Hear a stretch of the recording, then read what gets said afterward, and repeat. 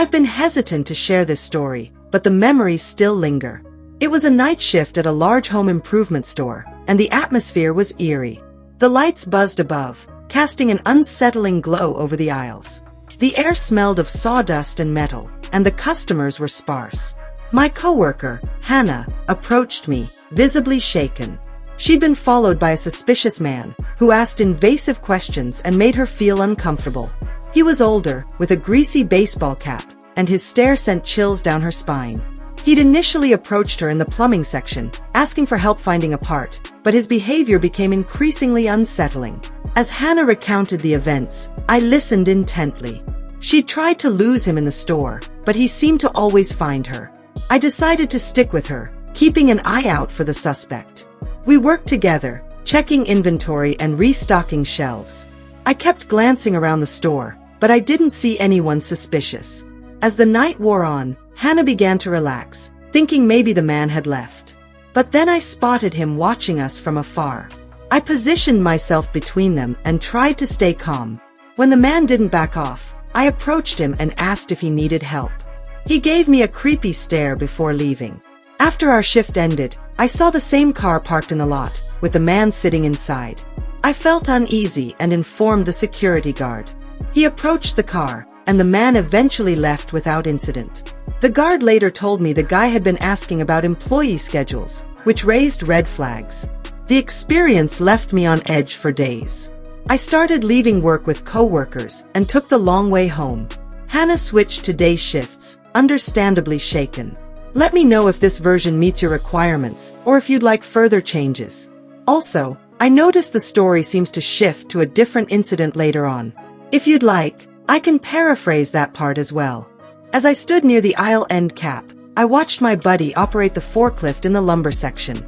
He was performing slow, lazy donuts, and I couldn't help but shake my head at his antics. When I turned back to check on Hannah, I was taken aback. She was being watched by a suspicious individual lurking at the mouth of an aisle. The man was imposing, likely in his mid-50s, with a broad chest and slumped shoulders. He was dressed in dark jeans and a windbreaker, and his baseball cap was pulled low over his face. Despite the distance, I could sense his intense gaze fixed on Hannah. His physique was evident even beneath his jacket, and his arms appeared to be significantly larger than mine. The man's stare was unblinking, and his body language conveyed a sense of tension. He seemed to be waiting for the perfect moment to act. I felt a surge of unease and quickly walked over to Hannah, positioning myself between her and the suspicious individual. I attempted to downplay the situation, suggesting we head back to customer service. Hannah was hesitant at first, but when I whispered about the man's presence, she quickly understood the gravity of the situation. We walked together, with me keeping a watchful eye on the individual. When I turned back to face him, I was relieved to see that he hadn't moved closer. I stared him down, trying to appear calm, and asked if he needed assistance. The man didn't respond, instead choosing to turn and walk away. After the incident, I accompanied Hannah back to customer service, where a group of assistant managers had gathered. We waited until the store closed, ensuring the man wasn't among the departing customers. However, my relief was short-lived, as I spotted the same car parked in the lot an hour later. The man was sitting inside, his face barely visible in the dim light. I felt a primal alarm signal, and my instincts urged me to seek help. I promptly returned to the store and reported the incident to the security guard.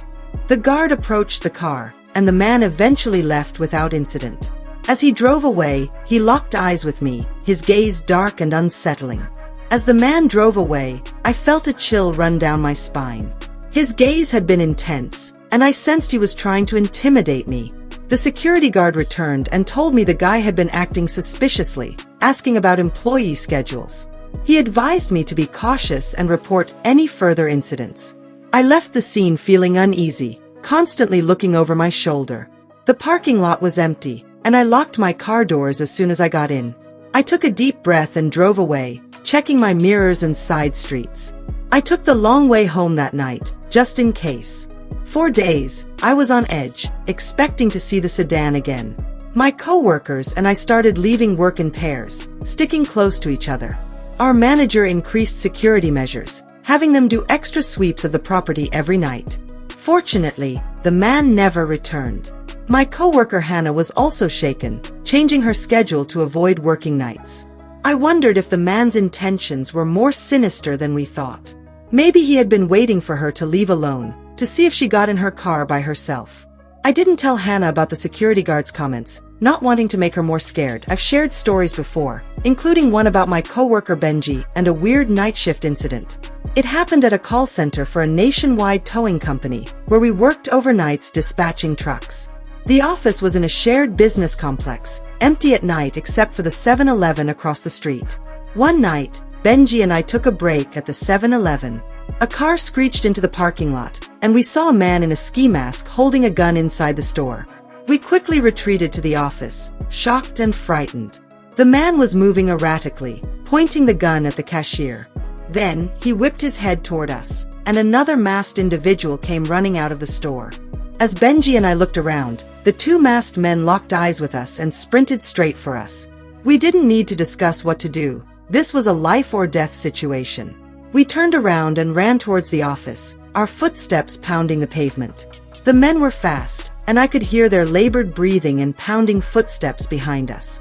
Benji reached the door first and frantically punched in the security code. I was right behind him, my heart racing with fear. Just as we were about to enter, one of the men slammed into my back, sending me crashing to the ground. My chin hit the concrete, and pain exploded through my jaw. The man on top of me was furious, his hands clawing at my jacket.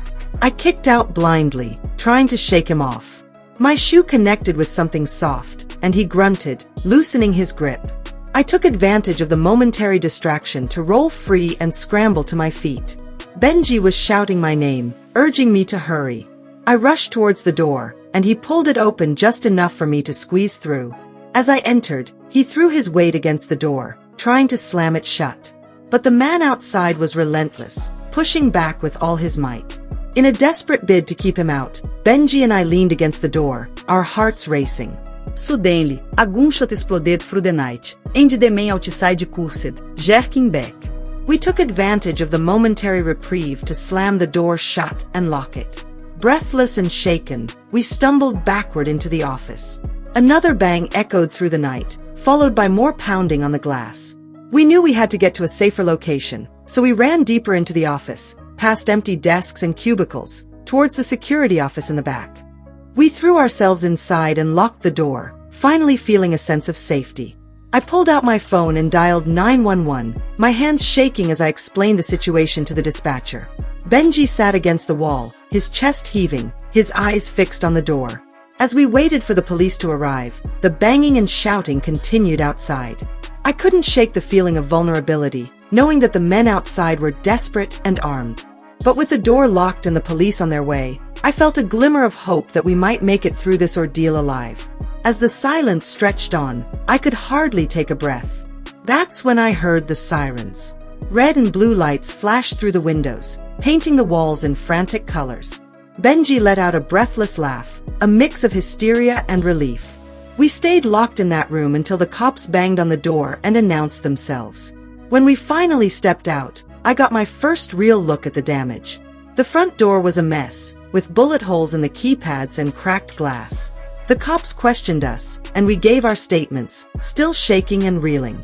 The officers took photos of my arm, where the guy had clawed at me, and pointed out a smear of blood on the doorframe.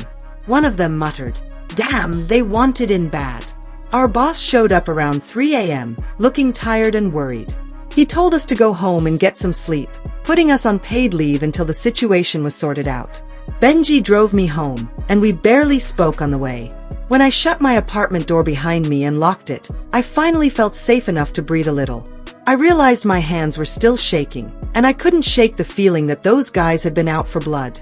If we'd been just a second slower, we would have given it to them.